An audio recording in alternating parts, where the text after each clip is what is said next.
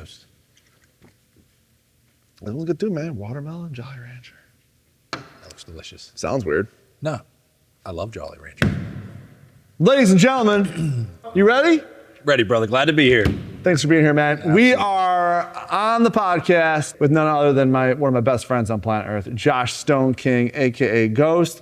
He is his credentials. Oh, give me a minute, man. Give me a minute. I need a list. Vision is vital. Pain is inevitable. Those who hold both will transform this world. Faith, family, fitness, business.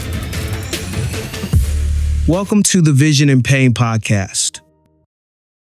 Guys, we are with Josh Stoneking, aka Ghost. Josh is a natural professional natural bodybuilder. He is the reigning WBFF champion. He's a published author. He's been a business owner across this country as well. Very successful entrepreneur. He's been a mentor in my life for the past 4 or 5 years. Again, one of my best friends in the world. So honored to have him here and many other things. But dude, we're just happy to have you here, man. Thanks, brother. That was awesome, man.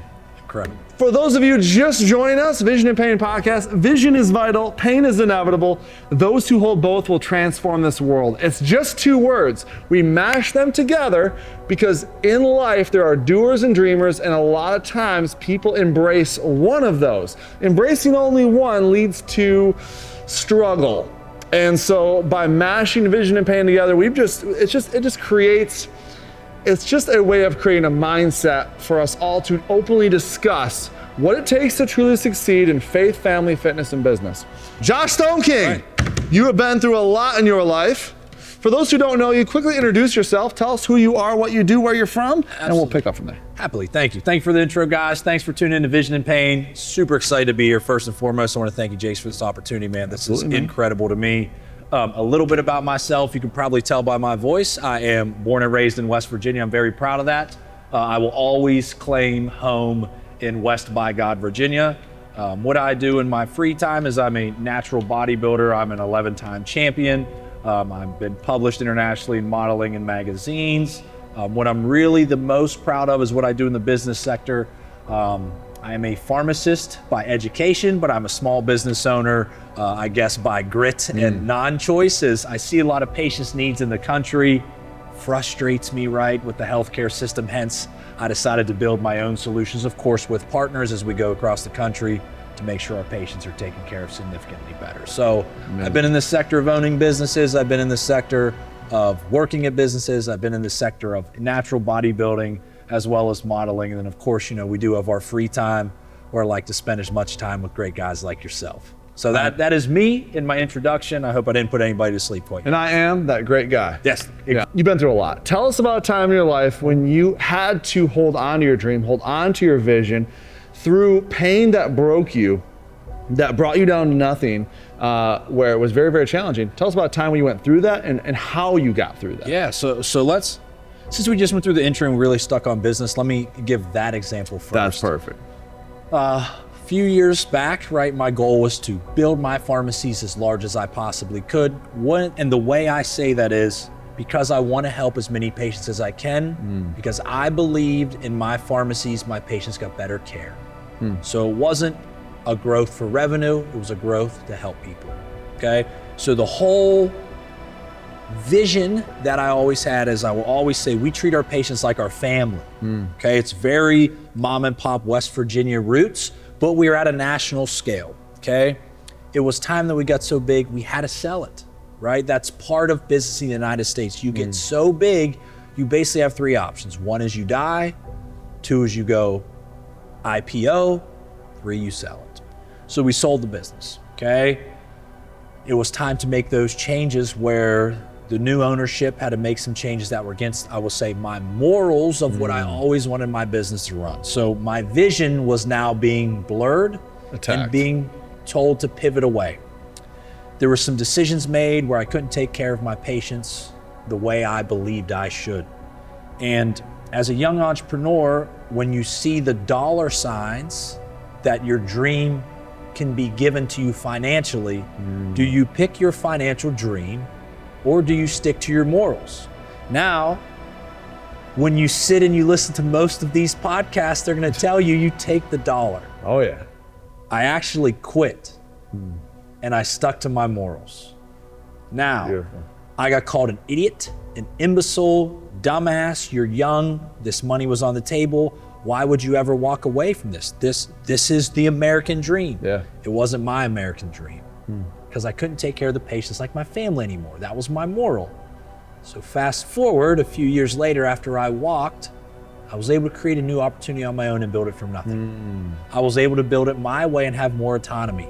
I was able to get better ratings from my patients and better patient satisfaction scores to where they were treated even better. And now I sit today in a position that's more so financially and fulfilling than it would have been 5 years ago.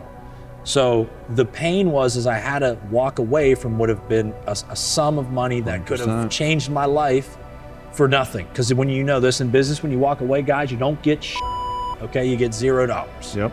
But I knew I wanted to take care of my patients. So I took that in the forefront, and that was the vision after the pain that allowed me to sit where I am today. And truly, that was the catalyst in my career. And that is what was able to allow me to go back out into the market of sick patients. And they found out that I left after those changes. And morally, it was viewed as the right move.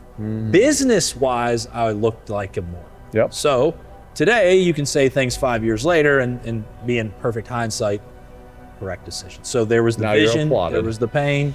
Yeah. But that was a business example for that. So question. where do you think you would be today if you didn't have that vision at the time? So new ownership comes in, Right. You had to make some strong decisions based on your vision. If that vision was taken away, where do you think you'd be today? Yeah, I'd be hopefully, right? Let's say perfect situation, I would still be there within the role that I had, Yeah. right? Because they beat the vision out of you. Now you're just an employee, as they say, is, they pay you a high salary to steal your dream. Yeah. But the nugget that I had was equity. So when they would go to resell it at a higher number, I would be sitting here today a much richer man, Right. financially. Right. But finances, luckily for me, being from West Virginia, as you heard me say, growing up, cash was not king. It's the priceless things. And for me, high integrity of having a good last name and doing the right thing for my patients is the reason I went to school for 9 years Yep. to get my doctorate. It wasn't to make $1.5 million. I didn't go to business school, right? Yeah. So luckily for me, as I was able to stick to my vision and morals to get to that point. Yeah, and when you stick to your vision, despite all odds, the pain that you're going to endure is going to be growth promoting. You might encounter some failure, get called some names. Oh yeah. But those are going to build you towards success. The opposite, when like you said, they beat the vision out of you, now you're left with a different kind of pain, a pain of regret, a pain of resentment at yourself, your employer. And for a lot of people, in America especially, they end up just working at that job till they die. So that's a discussion that I've recently had, because what not everybody has experienced due to age is once you approach 40, you truly are about at the middle age of your life, right around Yeah. 38. And a lot of individuals will have families, they'll have their homes, they'll have their vehicles. Now life is kind of set up. It's expensive in America to have this life, okay? So what happens is they get comfortable without realizing it. They'll say they're not comfortable. They say they want to do things, but they're like, wait a minute, I can't leave this job or start my own business or take a risk because I'm making 6 figures in this job and it pays for the house and it pays for the kids and it pays for the car. I can't let that go, okay? And I understand that. Yeah. So what we coach on and we discuss is don't let that dream die.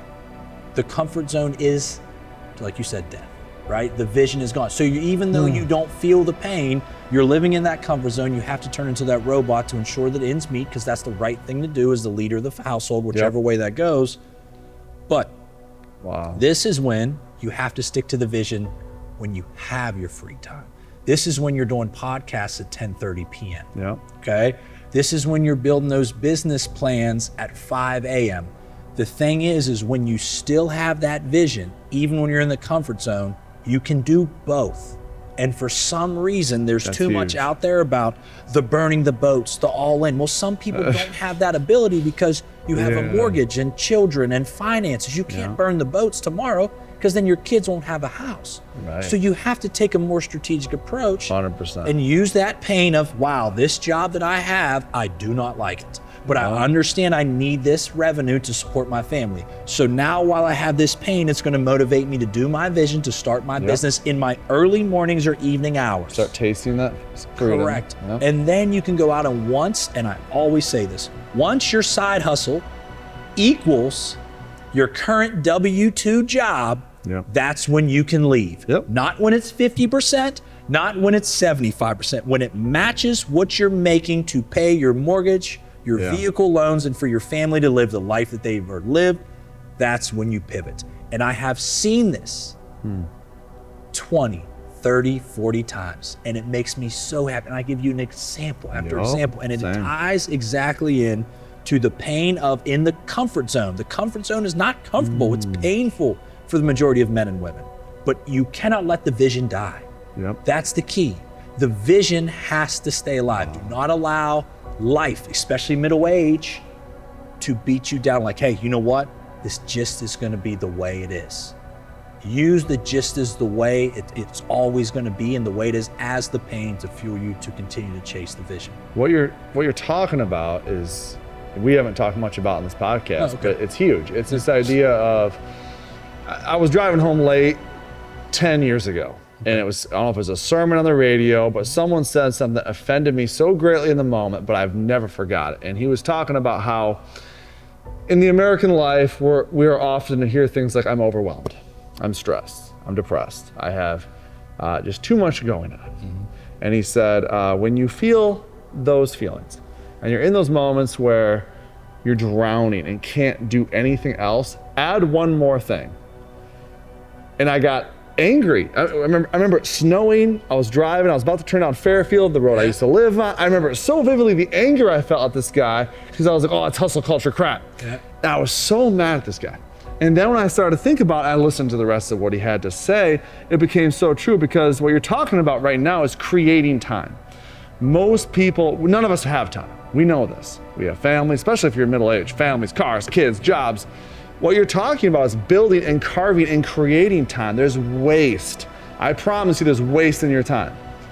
And you can add more to your life, even if it's a temporary where it feels like you have two jobs, even if it hurts. I built a full-time media company around a car sales job where I worked long freaking hours. My wife tells me I never saw you when you sold cars. And I remember the day I sat in my desk and I looked at the work I had for the media company. I was doing mostly photography around the country. I remember the day when I pulled up a spreadsheet and did my revenue projection. And I looked at the money I was making in car sales, and I thought, I'm going to lose money staying at my job. It's costing me to sit in this office. I walked in car sales, you don't do 2 weeks. You say, today I'm Lee, and they packed your stuff and threw you out. Ted Beersley's awesome. Still friends today, but he was like, I know, go. I understood this was coming. So that day can and will come for you. What you're talking about is maintain your vision through a job that makes you miserable and building it along with it. And I don't think people talk about that now. If they say there's not enough time, it's not possible. Yeah, there's, you know, we all are on social media. I understand the hard lines that a lot of people have to discuss. It's fantastic for views. It creates a really good mentality. It's, you know, Tony Robbins, burn the boat. You have others as, listen, you can't have plan B if it'll distract you from plan A. All of that's bullshit, guys. I've done it. Jason has done it. You heard Jason say, hey, he built his business while he had a full-time job. The first pharmacy that I founded and started, I was working for another pharmacy, full-time, 60 hours a week. You have to make the time. You can have plan B while you're in plan A. You don't have to burn the boats and take extreme measures to reach your goals. Obviously, some things may take more time than others, but there is no wrong way to do it as long as you're staying in motion and making effort, right? It's Newton's third law. 100%. If you're in motion, you're gonna stay in motion. Just don't allow the comfort zone to have you quit and say, you know what, screw it, this doesn't work. I think a lot of those jarring statements too are because people have gone so far the other way that like burn the ships. Yeah, certainly if you burn your ships, you'll probably be on the street if you do it prematurely. But I think right now people are so wrapped up in that job and their vision is so far, I think it's like, find a way to err on the side of doing too much. add enough to your life where I always use the example of progressive overload and form. When you're lifting weights, when you're building real muscle, I think hustle is a muscle. When you're building your actual muscle, there's two factors that you have to make sure unlock. Your form has to be right. Make sure you have enough income. Okay, if I'm weight training and my form is off, something will snap, something will break, something will become injured, just like in business.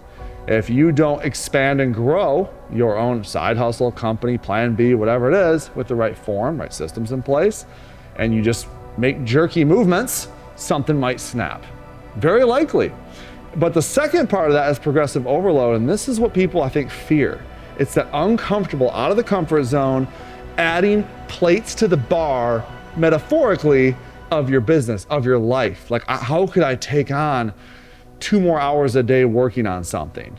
My challenge to my answer to you would be that you can, and my challenge would be, let's get that vision big enough and your why compelling enough to carve out that time for yourself. It might be less time with important things in your life, but a lot of it could be waste. Maybe you're watching Netflix, playing video games. Maybe you're golfing too much, playing poker, whatever your things are that are going on.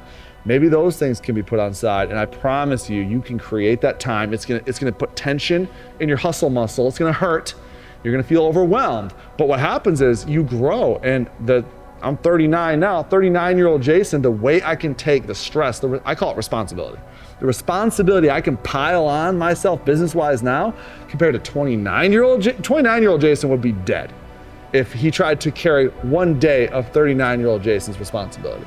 You feel that? Yeah, and the statement I want to just kind of leave them with as we kind of close out this little piece of this, the soliloquy, as you say, is when discomfort becomes your comfort zone, that is when you reached a new pinnacle as a human. It's beautiful. Okay? Yep. If discomfort can be your comfort zone, where, as you said, all these things that jump onto the 39-year-old Jason, 10 years ago, you'd have snapped. Now, you're like, hey, I'm not real comfortable, but this is normal, and I handle this all the time, to where it doesn't even increase your stress levels. Correct. You're like, oh, no big deal. Another random thing that's pretty heavy just hit me today. I'll just handle it and continue to carry forward. When at 29, it would have ruined your entire day. Catastrophe. Right? So, think about this, guys. Yeah. The superpower as you grow through your life in any situation is politely and respectfully, discomfort becomes your comfort zone.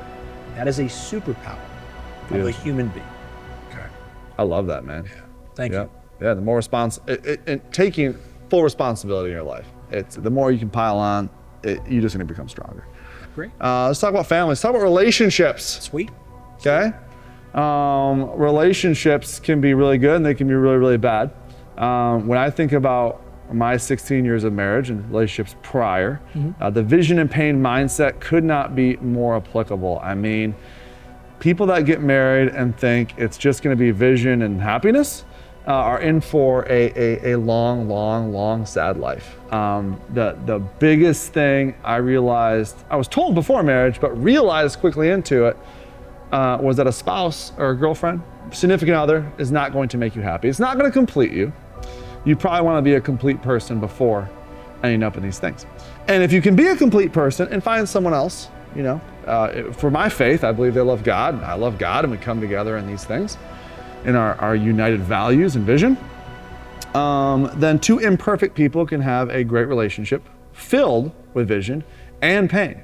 Pain that you grow together, you struggle. My wife and I both have given each other permission to be bad at being a spouse, and that has given us more freedom than anything, and we challenge each other, push each other, and it's been a beautiful, chaotic, painful, and joyful, best ride of my life, right? Incredible. Relationships are wild. So why don't you walk through for us you can talk about where you're at, but more or less on your vision for your life and in the area of relationships, and maybe a time when you were in a dark place and some pain. Yeah, sure. So the vision for me, I sit here at pushing 40 like yourself. I unfortunately have never been married. I have no children. I say unfortunately because that's always been the vision. Okay, that's never not been the vision.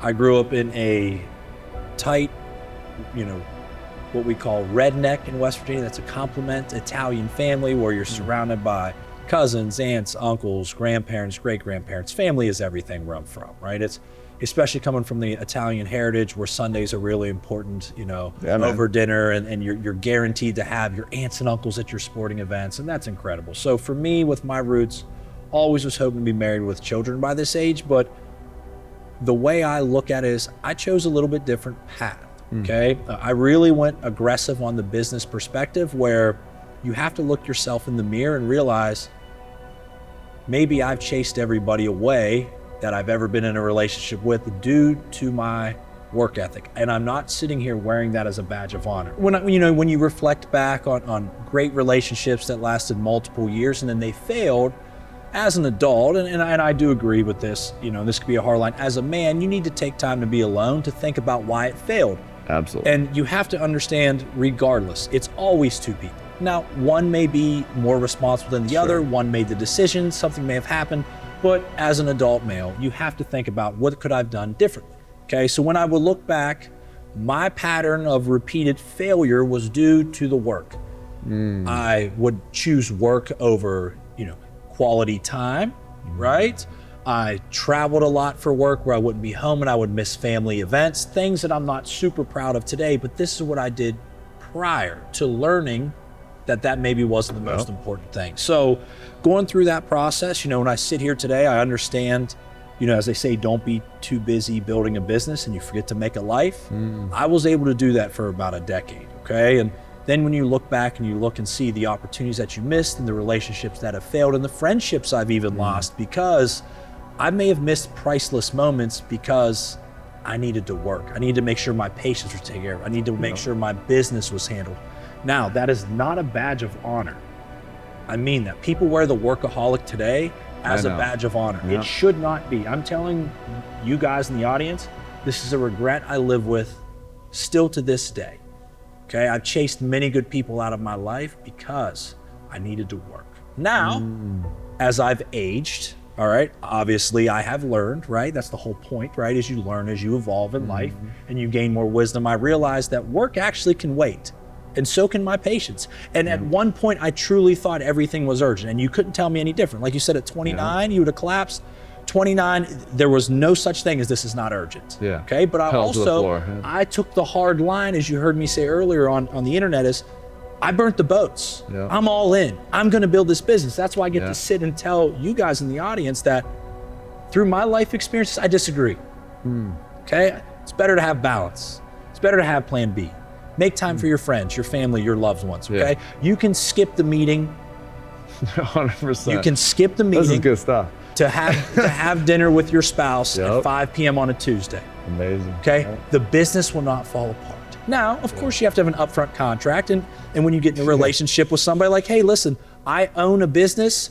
It is a 24/7 business, literally by law, so there's gonna be nights at 3 a.m. where I'm on the phone. I'm not happy about it either. Okay, but this is who I am. But this is who I am. This isn't new. So as long as also you can have that honest upfront contract, I like to call it, with your new relationship, with your spouse, or whatever it is, so they understand what your work life is and how you create the balance together, as you said, with your wife, that I think there's an opportunity to be more successful. So that's my advice, not to you guys, but to myself. Like I need to tell myself that. So it's really fun to voice it so you can hear it. And then for me to realize, hey, I need to listen to my own coaching as I progress through my life. So at the end of the day, I hope I can do a podcast in a couple of years, and I am married with children because that'll always be the vision, but there's the pain that I've endured is I selected business over really good relationships and I allowed those to go to because I chose the wrong thing. So the pain is living with my own mistakes and understanding maybe I was addicted to my job and I missed out on those priceless moments. So maybe I could be married. Maybe I could have had children. Okay, so that's where you live and tie the vision and pain together. We had a debate with Samson I had upstairs in the office, I asked him I said, hustle culture, I'm all in, debate me. It was an exercise, right? Because hustle culture, little role playing. Exactly. And he was like, oh my goodness, if you were so soaked up in hustle culture, you might miss your family, you might miss church, you might miss, was it Ferris Bueller, your life might pass you by or something.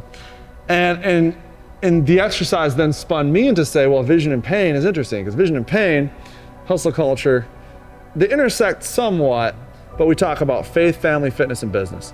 And if you have a massive vision for your business, but you don't have a vision for your relationship, you don't have a vision for your faith or for your fitness. I've seen very unhealthy, overweight people with great businesses. And they're probably gonna not live long enough to see it do anything exciting. Or they end up depressed, alone, single, with a lot of money, and they die buried with their billions of dollars. That's what the Egyptians did. Yep. Take it with you to the afterlife. They tried. I've been there. It was still there. Oof, it's still there? Still in the tombs. Yeah, it didn't go Just so you guys know, the Egyptians never got their treasure. Yeah. They were buried. Valley of the Kings, it's still there, I promise. You can go see it all. We just blew that wide open. This is breaking. Breaking news.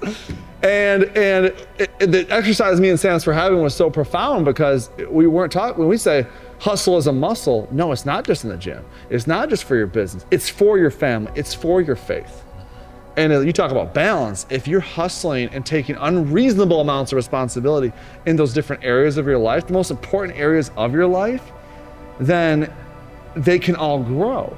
The problem is what you're talking about is more common than not, where we think burning the ships means burning our families. Burning our ships means burning our health, right? I don't need to sleep because I'm busy building my business. I've tried that one. Guess what? You crash, maybe literally in your car into a mailbox. That happened.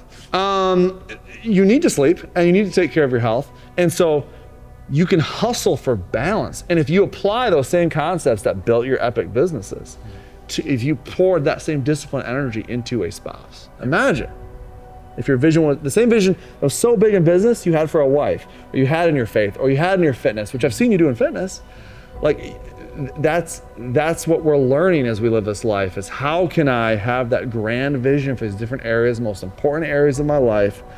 I'll accept all that pain because the pain's gonna come, but I'm gonna maintain my vision in these different areas of my life. And you might have different areas than we've mentioned. Those are just the 4 we talk about on here, but that's powerful stuff, bro. Thanks for listening. Man, before we move on, Carry on. I promised Misty, hey, dating in 2025, ladies and gentlemen. What is it like dating in 2025? What are the best dating apps? What's the best way to date these days? Give us 3 steps to successful dating in 2025. Go. Okay, so I've never had a dating app, so I truly can't answer that, and that shows my age and probably how many gray hairs I've had. I have not gone on a date in 2025. Okay. So I'm really striking out. This is gonna be good advice. Yeah, it seems interesting, but I will say this, regardless, I think communication is key. Sure. And I have younger cousins who are in their early 20s, and they show me these examples of poor communication, and it's kind of a game. Don't be too cool for school, right? If you're interested in somebody, just tell them. Amazing. Okay? Like that's what, Wow. if you're interested in somebody, tell them, have clear communication. There's nothing wrong with trying to meet somebody. That's human nature, that's how it works. So the first thing I would always say is clear communication. You heard me say the word upfront contract. Hey, I'm interested in you. Obviously, let's go on a date, and then you can carry forward from there. The second thing is I would probably say stay off the dating apps. It seems like a really toxic, bad situation that creates kind of this culture of having options. Obviously, there are many great places out to be social. I live in Florida. Florida has more outdoor activities, bars, restaurants, gyms, run clubs, where you can meet tons of great people that are all your age that have like interest and like-mindedness. Obviously, we understand the concept of yin and yang, but having some similarities where you can meet somebody with something to discuss, not just being drunk, right? Is a really good idea. So I would say step 2 is stay off the dating apps. And step 3, and trust me, I'm no relationship expert here. All right? That's why you're here, man. But step 3 is I'm probably going to get roasted for this, but I believe you need to see the best in people. When you meet somebody, don't point out all these red flags or negative characteristics. 100%. Why don't you hold on to their best characteristics? Because part of building a relationship, as Jay said with him and his wife, is you kind of got to get rid of the red flags together. So look at their best qualities, right? And then you can build around what you don't necessarily like about her or she doesn't necessarily like about you, to where you can build as a couple and become better together, instead of simply just being like, nope, too many red flags in this lady or this guy, ain't happening. see their best qualities, We're all right? pretty mixed up, man. So that's my advice. Take it for what it's worth. I'm no dating expert by any means, but that would be my 3. I've been married for 16 years. 2025. You're the expert. 2025. Dating? Relationship expert. You're successful, man. Oh my goodness. Success. Jen, if you're watching this, you hear that? 16 years of success. No We doubt. are successful. Doesn't matter. You heard it here. Yeah, I always love asking that question because 2025 is wild, dude. I mean, I think you said a lot of great things. I think that, with social media, everyone putting their best foot forward, just give people a chance. It's just. I see too much, just scrolling through mindlessly, or my cousins in their early 20s that kind of tell me these stories. Everything is negative. Everything is a red flag. Everything is this person does X, Y, and Z wrong. And there's a lot of opinions like what we're giving today that are just completely pointed to piss people off, right? Yeah. And unfortunately, a lot of people will listen to that as fact.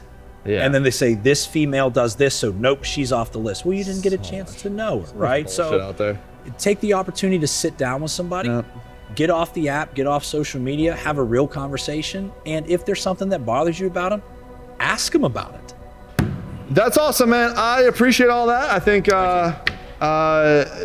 again, the reason we have this podcast, not because, don't by no means take anything we say as advice for your life that you should copy exactly. What we're trying to do in this podcast is celebrate, maintain a vision, and celebrating the struggle and pain required to get there. Because we know you've gone through it, we're going through it. I hope these stories just empower you and give you strength on your journey. Make sense? Love it. Amen. Fitness. All the fun stuff. Thank God. Ooh, I got bigger arms than you. After today, You can't flex on that. You're gonna rip her out of that thing, dude. it's a little stretchy. We're good. It's stretchy. Ladies and gentlemen, I had a workout today with Josh here, and there was a lot of vision and a lot of pain. More pain, actually. It was a good one. I love if you get chances throughout the week to train with friends, other people that have maybe trained longer than you, even new people. Yeah. See what they do. Get challenged. I think you're gonna. It's always good to shock your muscles and make them do something new. That's the science behind it, isn't it? Confuse the body. So we had a great workout today. I appreciate that. Let's talk about fitness. Fitness is interesting. The last podcast we had Misty Weatherford, World champ bodybuilder on Miss as well. America, yeah. And we talked about how fitness is kind of like your visual resume to the world. Ooh, nice. I like that. How does fitness for you play into the other areas of your life? And tell us about your vision and pain journey as it pertains to fitness. All right, I'll try to keep it short. Keep it short. So, how does fitness pertain to the rest of my life? Yeah. So I've been a professional bodybuilder for 12 years now. Okay, so that says my age, lifetime natural, something I'm really proud of. I had to teach myself how to be consistent, disciplined, and hardworking, because you think you are at your job until you have to have a higher level of those 3 outside of your job. Okay, so when you have a high stress job as you do, or myself, or even Misty, okay, who was just on, now I have to cook all of my meals, weigh all of my meals every single day 5 times. I have to go to the gym for an hour and a half at 5 in the morning because I need to be in the pharmacy by 7. And then I have to do cardio after. When you do that for 12 straight years, you know what it makes me better at? Business. I'm now more consistent in business. Yes. I'm now more disciplined in business. I'm also now more hardworking in business because I make my life harder to where the hard things that happen to me in business are easier because outside I'm continuing to challenge myself. I'm building calluses, as bad as that sounds. And those are beneficial in the business world. So when these negative things come, as you heard me say a little bit earlier, is discomfort becomes my comfort zone because I consistently put myself in uncomfortable situations physically or with food, right? You think I want to eat turkey and rice 4 times a day? I'd love to have a cheeseburger at lunch, right? So that's one way that it helps me. There's significantly more, but I've said this time and time and again. And guys, I've almost lost my businesses over bodybuilding 3 or 4 times because there is a negative connotation around bodybuilding that is not accurate. It does not take away from your family time. It does not take away from your business. It's an hour that you can plot early in the morning, late in the evening, even in the middle of the night. I would argue it adds time. Exactly. And it your makes you a better overall person, right? From a mental standpoint, more so than a physical standpoint. And it allows you to learn healthier habits that you can implement into your businesses. It's what I've done. Yep. You can implement into your own family. So for me, natural bodybuilding, you don't have to take it to the stage, but I challenge everybody on this podcast is you need to get fit and healthy, whether it's 3 days a week, twice a week, whether it's giving up the soda and adding water, whether it's cutting out the cheeseburger and eating the grilled chicken. Small changes can be made that lead to big benefits, because overall health, when you're healthier, you're going to perform better, whether it's physically, with cognition, whether it's with focus, something's going to improve. So that's how, let's say, fitness has made me better overall with business. Now we can talk the vision and pain piece, but Well, I was going to completely agree. I know for myself, being fit as a young man, losing it for about a decade, and then in the process of building back now, I had just gotten to a point where the excuse in my mind, the lack of vision, and the pain I refused to accept led me to believe that the extra time it was going to take, either getting up early, the discomfort of getting up extra early before I take my kids to school, or working out afterwards, that I wouldn't have as much time with my family. I would tell myself, and I think anyone with families will tell themselves these little lies, this little rationale for not doing something. But I would come home from the studio, from a shoot, and not be able to play with my kids because I would be dead. I would just feel like absolute trash. And as soon as I got over myself and put the excuses aside and rebuilt my vision, embraced that pain through the process, I mean, I would train in the morning, work hard all day, come home and play outside with my kids. It was bringing vitality back to my life, and that, like you talk about, the discipline in the gym was translating to my home, to my business, to other areas, to my faith. It was becoming a personification for the other areas of my life. I love that. Which is just like, dude, so to echo what you said, if you're watching this and you think, oh, I don't care how I look, that's not what it's about. Correct. Or I don't want to compete on a stage. 99.9% of the population doesn't want to do that, okay? Walking every day, like you said, 2 to 3 days, 4 days in the gym, just begin the process. Find something you enjoy, because it will not take away from your life. It will only add years to your life and time with your family and time in your business. It's good, man. I love it. It's good. And Yes. I'm a strong believer, fitness and health, regardless of what type of fitness you want to do or what type of health you believe in, there's 7,000 different diets. Implement the one that you like. And as you alluded to, you think you don't have time, you think you're too tired, and then you actually start, and it's the complete opposite of your original thought. Yep. You gain more energy, your labs become better, amazing. your overall mental capabilities and stabilities become better when you think you're just working on the physical. Yep. Why would you not, as you say, stay in motion? Getting fit is hard, and being unfit is way harder. Great. It's going to kill you. And it even applied to my spiritual life. I mean, to think in a busy world of flashing lights and social media, you turn your phone on right when you wake up, taking the discipline to spend time with God, to spend time in meditation, prayer with my kids. Those areas that seem like I don't have time for that, or there's too much go. Taking discipline over your own body just translates to the spiritual, to the emotional, it's incredible. I love it. Highly recommend you try it. In conclusion, you're gonna speak to the people. Yeah. What does vision and pain mean to you? We're gonna post probably an article slightly different than the podcast in the magazine. You're gonna have a cover. It's gonna be featured. It's gonna be amazing. How would you summarize vision and pain to the people? What word would you have for them about their own lives to get them? Again, we don't have advice, but what word of encouragement would you have for those watching the show? Yeah, I don't think I have a word, but maybe a brief synopsis for everybody is, the hard line here is pain is a positive. You actually have to embrace the pain. What you don't realize is when you're in pain physically, mentally, emotionally, you're building yourself to be a better person eventually. You can use that pain as the best fuel a human being can get, but you have to sit there with a positive state to understand that the pain you're in now sucks, but is the fuel for you to move forward to accomplish your vision. So when you're in that pain, smile. it's a positive, no matter how terrible it is. And think about what that vision is when you get through this pain, and think about when you reach that goal and that vision and on top of that. And that'll help motivate you one day at a time to get through the pain, to see the vision and accomplish the goal.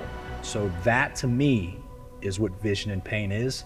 And now at my age, as I reach, my midlife crisis, as they like to joke, when the pain comes into my life, I'm thankful. And I thank God for the pain, because I know now, I'm wise enough to know it's gonna push me to reach my next new vision. And that's where I sit today, and I can sit here and tell you a little bit. I'm going through that literally before we did this interview, tomorrow at 4:30, and Thursday again at 3:30. Yep. So I'm living and loving the pain because I'm working on a new vision, and I guarantee I'm gonna accomplish it now, because I know all this is just keeping me moving forward. Wow. I have no further comment. That's amazing, man. Thanks for coming. I'll shake your hand. Thanks, brother. Let's do that again. Awesome. Wow, man. I have no further comment. Thanks for coming, brother. Thanks, brother.